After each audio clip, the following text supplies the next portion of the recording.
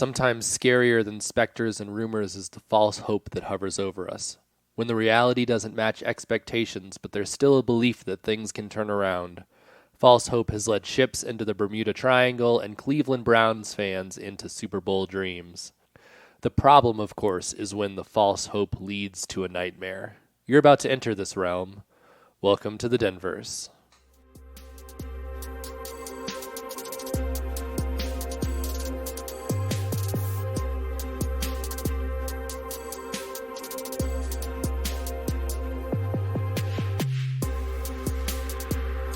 Hi, and welcome to the Denverse. I am Derek. Quinn is out on assignment in New York City this week, and I'm recording alone here, but Aaron Davidson's going to join us in a little bit to talk about the Rockies.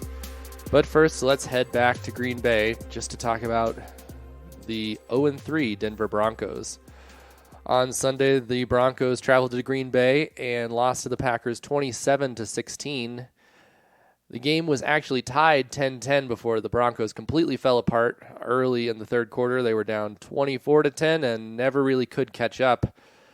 The highlight of the day was Phillip Lindsay, who had 21 carries for 81 yards and 2 touchdowns and 4 receptions for 49 yards.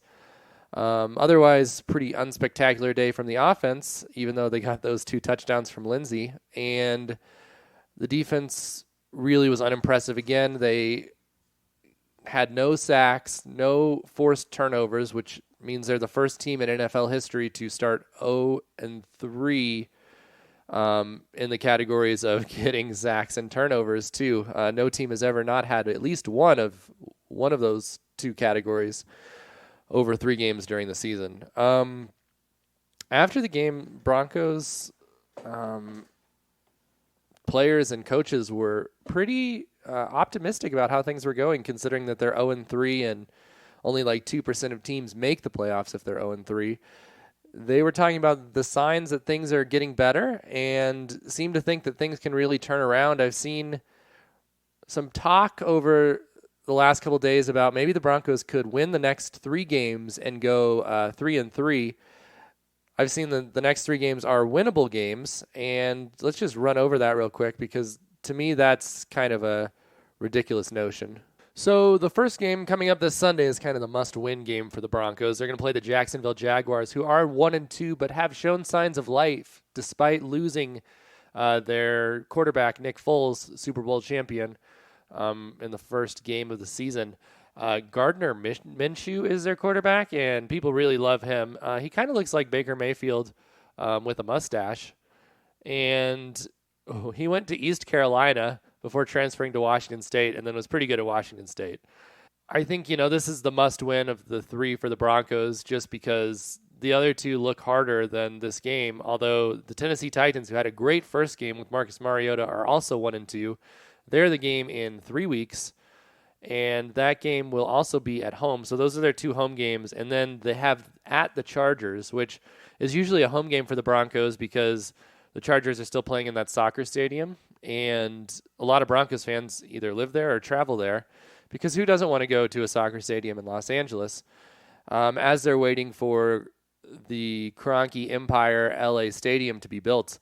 One interesting thing about this is that this has been reported before, but the Chargers have had a hard time getting people to buy tickets to the new stadium. And so there's a chance that the LA Chargers, that everyone still calls the San Diego Chargers, may not actually end up staying in LA because you have to be able to sell at least your premium boxes, and they're not doing that very well.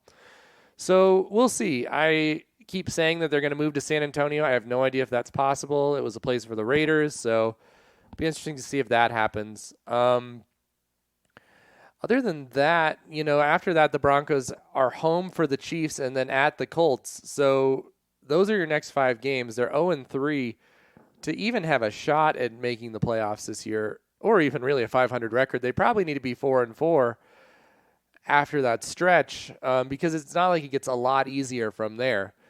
But there are a lot of things going on with this team that I just don't quite understand. The coaching staff has not really shown much inspiration. Late in that Green Bay game, they were down 2 scores and they weren't pushing hard to try to get scores. They needed time on the clock, and they were just sort of moving along. They only took 2 big shots down the field that, actually gained plays, and that's one of the things they have to do because they have no offensive line, so they've got to figure out how to maneuver around that. And the defense just looks completely inept at this point. I understand that, it's a new system and that they shouldn't, we shouldn't expect everything to come together, but Von Miller continues to look invisible, and it's not just that he isn't making the plays, it's that he doesn't look ready from the time the ball is snapped. We're used to Von jumping off sides at times because he is so ready. He is not timing his counts. He's not beating guys. He just doesn't look like the same guy, and that at some level has to be on the coaching staff. So I don't really know what to do. It doesn't seem like the things they're doing are working. I've been talking to some people, and they're like, it's early. But to me, the problem is just a lack of talent across the board. Emmanuel Sanders has been by far their best receiver, but if you're looking at, receiving cores of the last few years, Emmanuel Sanders is not at the level he was when they had Demaryius Thomas. He was, the best receiver when there were 2 guys, but now they just have him and then Courtland Sutton, who may get it together, but there's something wrong with Flacco and Sutton's timing on the receiver core, and then no one behind them is doing anything. One adjustment that I did like seeing was that Phillip Lindsay was more used in the game, and Quinn and I talked about on this podcast that we wanted to see more of an even split between Royce Freeman and Phillip Lindsay, but I don't think they have that luxury. Lindsay just brings so much of a dynamic element to the game that we're just not seeing from Freeman still. And I think that for Broncos fans, you have to ask, why isn't there more talent here?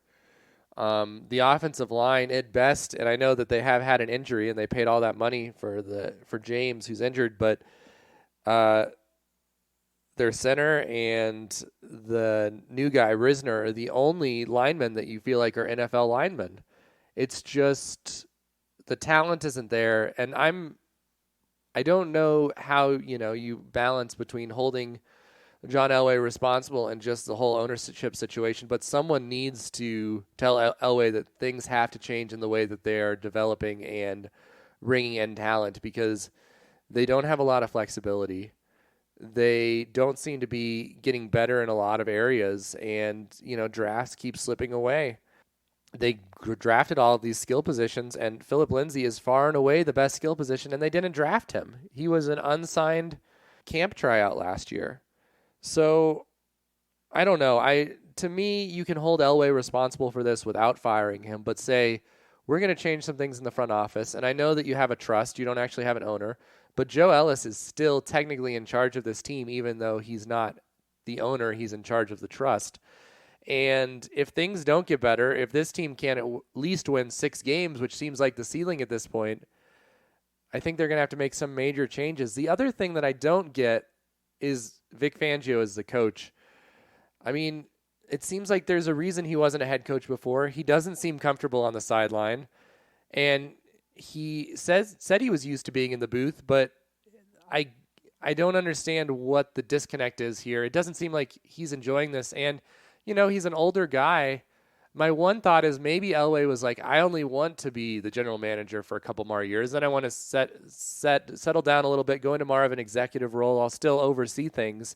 And he thought this was his chance to really turn things around, make a couple more runs. But I don't think anyone else in the NFL looks at this team and sees a couple more runs in their near future. The other thing is the rebuilding talk around the Broncos right now. You don't really rebuild in the NFL. That's not how it works, because player turnover is so fast. You really need to be building a machine that can then replenish itself. And the good teams are able to do that pretty consistently year after year. I mean, you look at Seattle, they've sort of turned things around. They're a good example of Super Bowl team, lost a lot of their players. Now they're back in a place where they can at least compete for a division title and hope they can bring things together. The Broncos aren't in that conversation right now, and so far, outside of Kansas City, the Chargers have been disappointing as far as they haven't run away with things like they did last year. They're 1-2. The Raiders are 1-2 with their only win coming against the Broncos. And on the other side of the equation, they're nowhere near the worst team in the league, despite what we've seen. The Dolphins and the Jets are much worse. The Bengals are much worse. The Steelers, without Roethlisberger, are also 0-3. So those are some problems on the AFC side. Washington's completely inept with Case Keenum as their quarterback. So that's good for Broncos fans to see. The Cardinals are only not 0-3 because they have that tie. They're 0-2-1. So there are a lot of bad teams out there, and the Broncos are, a middling bad team at this point because they haven't really retooled to build up the machine again. They still have a lot of the old guys in their contracts, and so they're in this middle zone. And so those are the problems I see, hoping they can get things together. Maybe all of the optimism around the Broncos is right, and they'll win this week and win one of those other two games and still at least look competitive, but I'm not holding my breath for any of that. So moving on to the exciting football news of the week, the Colorado Buffaloes went into Tempe, Arizona, and played the Arizona State Sun Devils to a 34-31 victory. Arizona was ranked 24th, and it was Colorado's first victory against a ranked opponent on the road since 2002. They'd lost 35 games in a row on the road against ranked opponents. It was an exciting game overall. It looked bad early because the Buffs got out to an early lead. They were up 14-0, and two of their best players went down, Laviska Shenault and Mustafa Johnson, who has just been a beast on that defensive line. Despite that, the Buffaloes played a really good game. They continued to hold on late, which was exciting. Arizona State made a run, but the Buffs were able to hold on. Montez, 23 for 30 for 3 touchdowns, which was great. And then Tony Brown, 9 receptions, 150 yards, and 3 touchdowns. This was really a standout game for Brown. And if he can continue to do that and Shenault can come back healthy, that's a huge step forward for the Buffaloes, who have the next week off, and then they'll play Arizona at home in 2 weeks. Really, this was a great win for the Buffaloes, and you have to continue to like what Mel Tucker is doing. It doesn't feel quite as smoke and mirrors as last year's run was, where the Buffs started out 5-0, just because they're winning in ways where it's sustainable. You feel like they're putting full games together. Both sides of the ball are doing well, and then obviously they have good special teams. I'm very impressed so far with what I've seen. I don't know how this is going to work out. The bowl game still has to be in play for the Buffaloes, even though the Pac-12 seems like it's just eating itself alive right now. 6-6 could be possible. They have a tough schedule going forward, but really exciting to see from the Buffaloes. So excited about that, and glad they get a week off so that some of those guys can get healthy. Colorado Avalanche continue their preseason, played some games. Preseason hockey matters not really at all, other than you just like to see how guys look. And a lot of times the games are really frustrating. The Avs have not scored on the power play yet in the preseason, going back to rookie camp. AJ over at BSN, which has now been rebranded, breaking news, to, hold on, let me get the letters right, DNVR. You would think it would be called Denver and they'd just say it like a tech company, but it's not. It's just DNVR. And Adam Mares and Brendan Voigt, the two guys we talked about from the Denver Stiffs, are going to DNVR. AJ, who now works for DNVR, formerly BSN, likes to keep track of this. And since rookie camp, the Avs have not scored a power play goal, as of this recording at least. And, I think things are coming together. Of course, the cloud hanging over everyone is Mikko Rantanen's contract.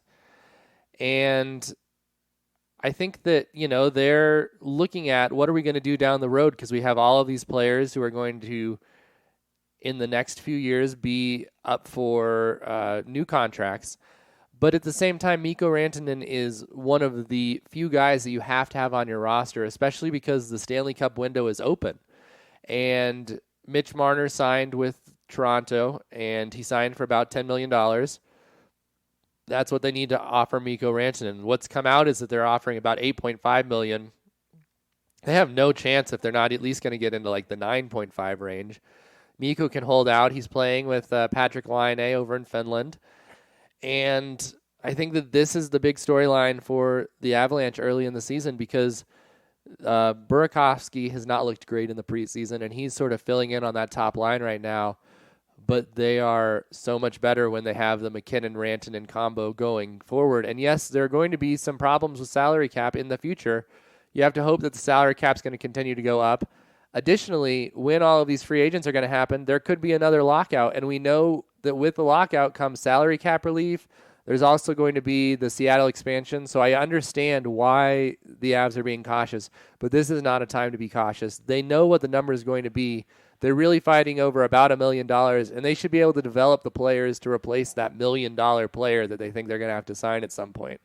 So hopefully they get this done. It's looking unlikely that Mikko Rantanen will be on the ice next Thursday when they open the season here against the Calgary Flames, but it needs to happen soon. There's no reason for that. Now we're going to bring on Aaron Davidson to talk about the collapse of the Rockies. Aaron, welcome to the podcast. How are things out in Chicago? They're good. It's a beautiful fall. Chicago Cubs are doing an epic collapse, so I'm happy. Well, speaking of epic collapse, the last time you were on the show was at the beginning of the Rockies' big downfall back in July, when they ended up being the worst team since the 1890s in a month where they were above 500 to start the month. And then they had their worst month in franchise history in August just to follow up how bad the month before was. So literally you're saying their month where they were the worst in the 1800s, it got worse from that. That was not the low point. For most teams, you'd think, if you're breaking a record from the 1890s, things are bad. But not these Colorado Rockies. Not these guys. We can keep going down. So just from afar, how have you processed the last 4 months of Colorado Rockies baseball? Well, I was definitely on, I know you talked about this some other podcasts. I was on the 100 loss watch. There was definitely a time there where I felt pretty confident we were going to reach those 100 losses. And then, look, we staved it off. It's never a good thing when you're like, yeah, success. We might only have 95 losses. And hey, there's a chance we could even stave that off because they've been playing better. Yeah, they're 500 in their last 10. I mean, that seems like a miracle unto itself. But it's been a lot of the same, of just frustrations of seeing what's going on. I've tried to enjoy myself in terms of, it's that realization these last couple of weeks of September of I'm not going to get to watch any Rockies baseball for another, 6-7 months. So let's take in what we can. I have enjoyed, especially maybe these last 10 games, they've been playing better. Some of the young kids are doing things that are turning my head a little bit. The pitching is still not exciting, but even a few of the young starters have done some things that it almost makes me think I can believe it, but this is what the Rockies do. They give you just enough to make you have faith maybe in these players that are still there, but having that faith still feels, naive at this point. Yeah, I mean, I'm with you. I do think, to me, the one success of this season has been Ryan McMahon. He's the one where you're like, this is a guy that's going to be on the team for a long time, and we weren't sure about that before. I agree, 100%. I think Sam Hilliard and Hampson have both shown things. I think Fuentes has shown some things. I think we still think Rogers could be on this team. To me, one of the things that they need to explore is, getting rid of Desmond and Murphy just so they can get these younger guys to play. Yeah, 100%. There's a fictional lineup in my mind that I've thought about, and Murphy you're not going to get a lot from him, but if you do trade him, he's still a solid player. You could maybe get a flyer on a reliever or a lower, prospect that could still be decent. And I'm okay with that because I have a fictional lineup in my mind where, first base is either manned by McMahon or Blackman. And it allows,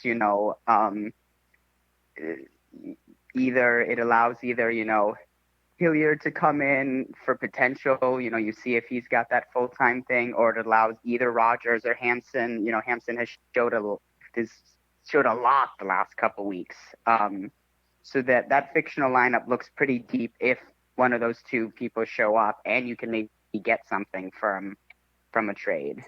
Yeah, I agree. What do you think about trading Blackman right now? Because I think that that's sort of the specter over all of this. Um, I mean, you know, he's had an amazing season, and there's no doubt in that, like, trade when one's value is high. Like, uh, father time will come to everybody. And what is he, 32, 33? Yeah, I think he's 32. So, I mean, I still think he has another, year two of solid, productive baseball in him. This might be that apex. Like, I think he's arguably pretty close to that one year where he had over, 100 RBIs. I Yeah. don't like it because, of course, he's Charlie Blackmon. He's a face, but like they have to trade somebody at this point. Like you can't hoard everything. We've seen how it doesn't work. Yeah, I mean, I think they're either going to trade him this offseason or they have to just keep him because I don't think he's going to have this value again. Um, I'm with you. I don't like trading him, especially if for some reason you're trading him and then keeping Desmond around because Desmond has already cost Yeah. them so many players that they didn't need to lose because of that contract. So to me, I'd like to keep him. I see a case, but I mean, I think that this goes to a bigger issue of I no longer can see what Jeff Bridic's plan is here, and I don't know that I trust him to fix any of the things that he's now broken over the last 2 years. I think his plan is Ouija boards. That's his plan. I mean, I he's I don't know that he could have done worse with his free agent signings. Oh yeah, Um, they're bad. They're yeah, bad. and I mean, some of the pitching one, like you have to take some gambles, but to me, if I'm in charge of the Rockies at this point, I take a lot more gambles on guys that have had success but haven't had sustained success and seen which ones worked out, and not these huge contracts for relievers. Um, I think, I mean, the position players have just been a disaster. Other than Para, really none of the people Who they even brought had in. his struggles for the first year or so as Yeah, well. yeah, exactly. And I mean, I think, and then the pitching staff where he felt like we'll just run out the same guys again, and no one who has watched Rockies baseball over the last 25 years has seen the same pitching staff one year to the next, and there's a reason for that. Guys can't stay Yeah. healthy here, and you have to prepare for you need some new guys every year just because not everyone's going to pitch the same way year after year. I think some of that's baseball and some of that is just like understanding where you are at Coors Field. This is a question I have in terms of free agency, and I don't anticipate the Rockies being very active in free agency because they have all this month, until the next year or so, where either through trades or finally the millions of dollars they spend is gone. But, I feel like when they have been active the past year or two, they've been active, right away. I feel like the Wade signing was early in free agency. The Desmond signing was pretty early in free agency. Some of these I feel like because the Rockies have to overpay a little bit to get people to show up. But I mean, what do you think about the like free agency has changed the past couple of years? It's this weird waiting game. It's nobody wants to spend money. It's odd. And so the Rockies have kind of gone we'll spend money first right away and then sit out. Part of me at this point would rather see them literally wait till the very end, see who's willing, see what random relievers or starters haven't gotten anything, and try and pick up scrap heaps and see if anything turns out at the end. Yeah, I mean, I completely agree with you. And the best example of this is a couple years ago when they decided they offered Lucroy a contract. He said no, and then they immediately signed Chris Iannetta. And if they would have just waited, Lucroy could have gotten the same contract from them because he ended up making Yeah, significantly less than what they offered. Like there was no yeah. reason for them to jump at Iannetta, and it cost him, a catcher spot for 2 years until they just Which released that's, him. I guess, also even more on. I mean, I guess the hard thing is because we don't see this plan, and that's how the Rockies go. If something like that ever does happen, that's also a little bit then on the fan base to be like, because we're clamoring for why aren't you going? You're sitting. Um, but in this new free agency, maybe it is a sit and wait and try and scoop up. but it's so hard as a fan to trust that they will even do that and not just like Yeah, sit and then get Chris Iannetta. I agree. And I mean, I think that, like, the thing to me is at this point, I don't really want them to go after position players. I feel like the free agency signings I want, if any, are pitchers because I think they're younger guys. They're not getting any value from their position player signings. So in an ideal world, they release Desmond. They try to trade Murphy. If they can't, he's your utility bench guy. And you let these younger people play because it's their only chance at this point to really turn things around in the next year, I feel like, is to just trust the younger guys and then have Blackman out there. Yeah. And then if for some reason there's a log jam, you hope they actually make a trade, whether going back a little bit, of the trade Blackman. I feel like it's either a trade Blackman or like trade Rogers. I don't know if his stock may be a little lower because he's hurt, but like, Well, I mean, you could trade Rogers. I think Tapia and what's his name? The guy that's been hurt for the last month and a half. David Dahl. Yeah, David Dahl. I think both of them Yeah. are also options to trade. And I mean, we're getting to the point where at some point they're going to have to make a decision about trading Arenado and Story if they don't feel like they can re-sign them. So I think the other thing you'd like to see in this offseason is them re-signing Story, at least so that they know what they have, and then they can go to Arenado. Well, let's turn to the side of the ball that I have no idea what to do with, the pitching. What are you thinking right now? Well, I mean, first thing, my question to you is what out of the ragtag bunch of five starters who we have gracing us right now, which would be Chi, Melville, Lambert, Hoffman, and Senzatella. Do you see any of those five being on the major league roster next year? Do you see any of them even being starters? Well, the one that I was sure I was going to say no to in August when he had his last bad start and got sent down was Jeff Hoffman. I thought we'd never see him again. But of course, he came back, he's pitching better, and he's just so frustrating because most of the time you're like, this guy doesn't have it, and then every now and then you're like, oh wait, he has it, he's got it, and he just drives me crazy. I don't really know what to make out of Lambert. I don't know if it was just he was rushed into the majors or if he just shouldn't be a starting pitcher. I don't know what's going on there. Senzatella, I think, is that like extra pitcher you want, the like seventh guy, that you're bringing up. And then I'd like to see Melville back on the team because it's been fun. He'd be like the great middle reliever you bring in, if nothing else. He's like the kooky one who you would think would have like weird facial hair. Yeah, he has exactly. the lore of the pitcher with weird facial hair. Yet he's just this big kind of chubby little guy. And I love that he started the season on the unaffiliated Long Island Ducks. That must be the best team ever. We should, if he makes the major league roster, this is what I'm asking Rockies fans: find a jersey from that team, the Long Island Ducks, and let's get a Melville jersey from that. That would be great. And then looking at the rest of the rotation, Freeland came in and had, the 2-inning good start. And I don't know what's going on with Marquez. Like he had a drop off, but it wasn't like Freeland where it was like he lost his command. It was just like he's not as good.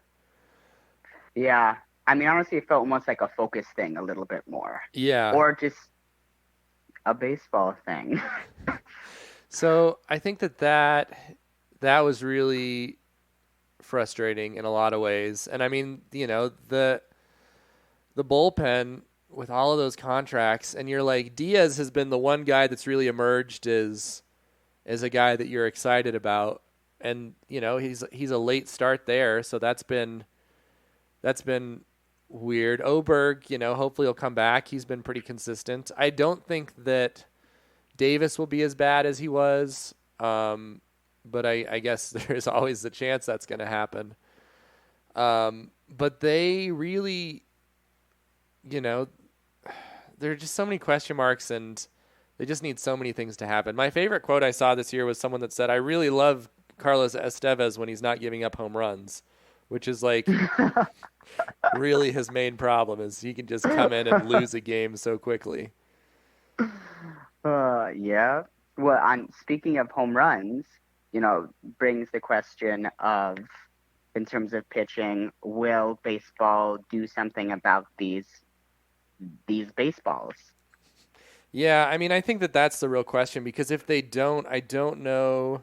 I don't really know what the Rockies do if they bring back the same baseballs with the laces that are very thin. I think um, that I've seen some people say that that may be one of the problems with Davis this year was that he had such a hard time adjusting, and all the pitchers were getting blisters earlier in the year because they were trying to grip the ball to feel it.